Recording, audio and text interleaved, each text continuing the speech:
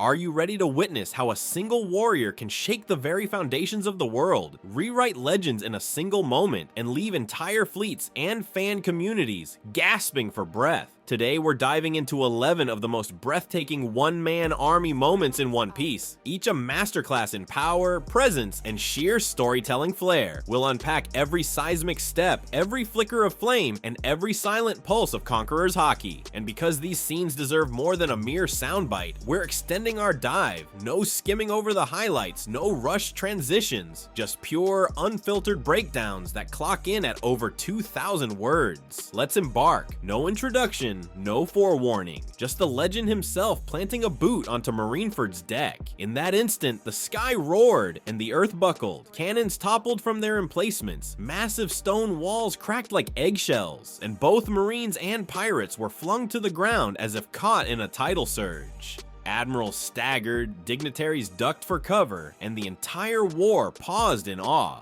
What made this moment unforgettable isn't only the scale, tens of thousands of combatants thrown off their feet, but the narrative precision. Whitebeard's quake wasn't mere destruction, it was a declaration of intent. With that step, he told the world government, "You cannot contain me." And in the next heartbeat, he followed with a second quake so precise it cleaved the Grand Hall's support beams, sundered a warship's hull, and caused fissures that leapt across the bay like snarling cracks in reality. Fan reaction exploded, clips of the quake became instant memes. Debate raged over whether Marineford itself would ever recover, and rumors spread that Oda drew inspiration from real-world seismic events to heighten the impact. Even today, every new earth-shaking devil fruit is measured against this scene. Yet if ground-rending power set the bar, nothing prepared us for the inferno that turned trained Marines to ash in an instant. Dressrosa's royal courtyard, once a place of ceremonies, became Sabo's personal forge. Vice Admiral Bastile's voice cut through the hush, "Hold your fire." But ambition got the better of a squad of eager Marines, and a volley of rifles cracked in unison toward this lone revolutionary. In the fleeting moment before impact, Sabo's fist blossomed with roaring orange flame. The legacy of Ace rekindled in his palm. The result was less a battle and more a demonstration. Bullets melted into slag mid-flight, rifles deformed and collapsed. Uniforms charred to cinders. A firestorm danced across the courtyard, swirling like living embers around smoke-blacked corpses.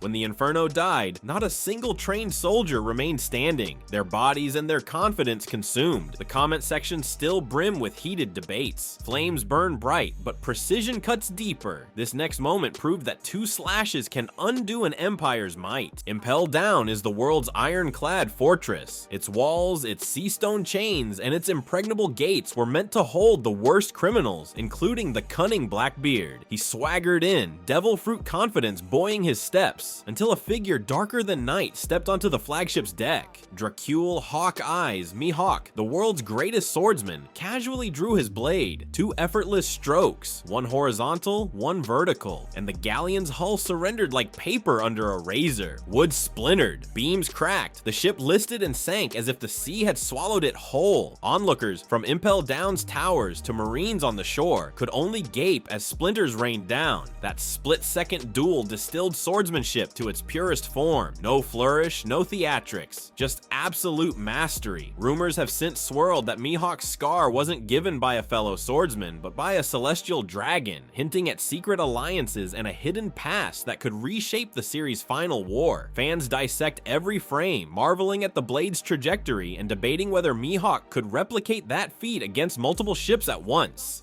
One tweet even compared those two cuts to Oda's signature panel transitions. Moonlight can unleash hidden beasts. Next, a playful ally becomes a nightmare made flesh. Carrot, the ever-energetic rabbit mink, had always been a joyous sidekick, until the full moon revealed her Sulong transformation. Fur turned snow white, eyes glowed molten red, and her entire body crackled with suppressed power. Big Mom pirates, confident in their numbers, charged at what they assumed was harmless fluff. They were disastrous disastrously wrong. In a blur of white and red, Carrot struck. Her claws, sharper than steel, raked through armor plating. Her reflexes became so honed she could catch musket balls and hurl them back as deadly projectiles. Within seconds, seasoned fighters lay incapacitated, mouths agape, staring at the sky as if unable to comprehend their defeat. Some even swore they heard thunderclaps when she landed, though the skies were clear. It was poetic, feral grace, that raw surge of power hidden within a playful guise. And what does Carrot's potential mean for the Straw Hats' future battles? From feral moonlight fury to a symphony of kicks, our next solo hero turns a spy mission into a dance of devastation.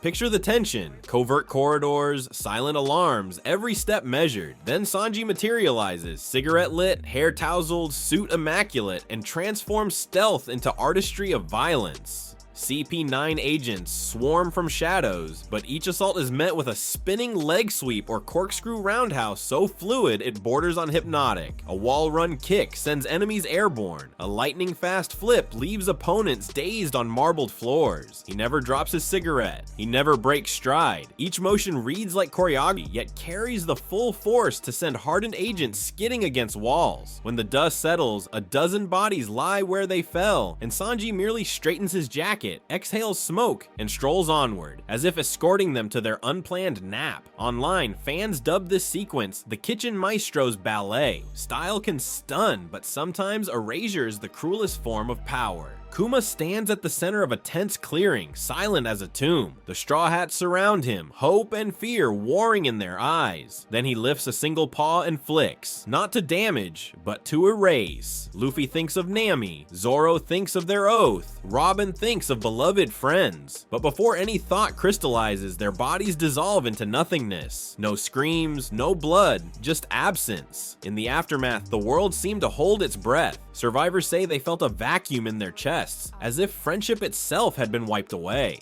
Fans liken this to a cruel magic trick. Kuma, the stage magician of erasure, turning allies into mist with no warning. Theories abound. Was this Kuma's final act of protection, sending them to safety? Or a demonstration of the world government's ultimate weapon? Kuma's flick remains the darkest one-man army moment, not for how many it vanquished, but for how deeply it scarred hearts. From annihilation in a blink to unstoppable brute force, prepare for the world's strongest creature. On Onigashima, 12 warriors, once honor-bound retainers, charged Kaido with vengeance born of 2 decades. Their blades gleamed with loyalty, their roars echoed with retribution. Yet Kaido, undefeated and monstrous, cracked his neck as casually as one stretches a finger. Then his Kanabo swung and a shockwave exploded outward. Samurai hurled like dolls, armor buckled, banners shredded. Each scabbard fell in turn, not from treachery, but from unrelenting might. There was no gloating, no cruel laughter, only the solemn inevitability of nature's fury encountering mortal defiance. Survivors later spoke of how the air itself seemed to fracture under that strike, an assault so pure it transcended violence and became myth. The 9 red scabbards left an indelible mark. Picture dozens of warships arrayed in perfect lines, cannons bristling, marines confident they've cornered a lone boy. Then Ace steps forward, magma bright aura flickering around him, a roar, half defiance, half triumph, and he unleashes his flame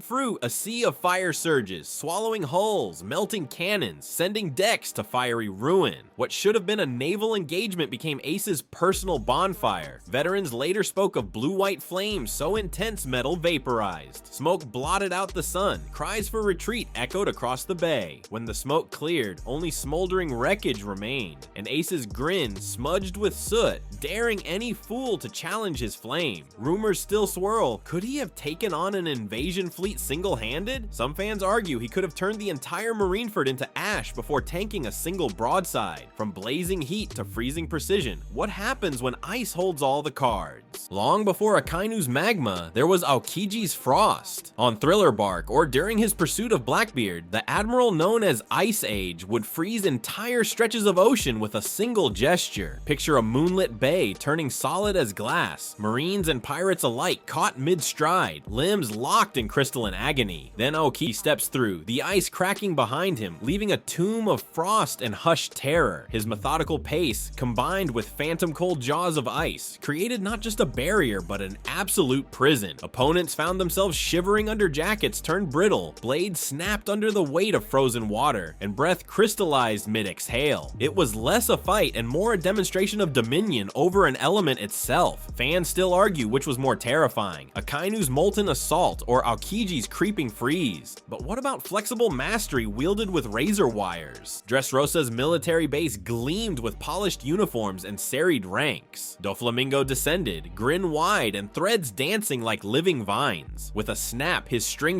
powers erupted, cables lanced out, ensnaring fleets of G5 Marines, twisting rifles into pretzels, yanking officers from their boots and flinging them skyward. Within moments, the base looked like a macabre puppet show, every soldier a marionette whose strings Doflamingo controlled. He built cages of razor wire around armored vehicles, strung disarmed Marines like ornaments across their own cannons, and carved massive hallways through barracks with stinging slicers of string. Admirals who dared approach found themselves trapped in web fortresses, forced to retreat in humiliation. It was a tapestry of cruelty, fine-tuned, choreographed, merciless. Even years later, fan art portrays Doflamingo standing triumphant amid twisted wreckage, haloed by the ghosts of his puppets. The golden spires shimmered under endless sky, until Enel, self-declared god, summoned the Goro Goro fruit's power. With a clap like heaven's roar, lightning cracked across the firmament, transforming spires into blazing beacons of plasma. Bridges crumbled as bolts struck pillars. Warriors armed with halberds found their metal conductors fused to the bones they gripped. Enel hovered above the chaos, arms spread wide, laughter echoing like thunder. Each bolt wasn't just destruction, it was divine judgment, a decree that no mortal hubris would rival his godhood. Luffy, wind resistance ignited by his rubbery body, had to innovate every strike to close the gap.